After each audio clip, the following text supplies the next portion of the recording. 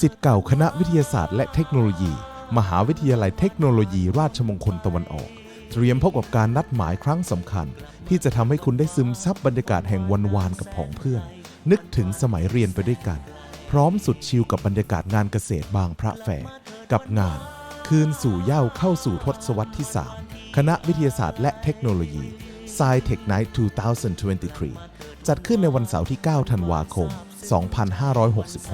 ตั้งแต่เวลา 17 นาฬิกาเป็นต้นไปณเวทีกลางงานเกษตรบางพระแฝงในงานท่านจะได้พบกับกิจกรรมบริการวิชาการศิษย์เก่า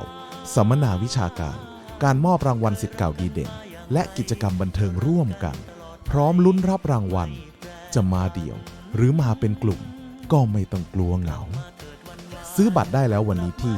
www.sci@rmutto.ac.th หรือสอบถามรายละเอียดเพิ่มเติมได้ที่ Facebook Sci RMUTTO แล้วอย่าลืมมาจอยกันนะครับ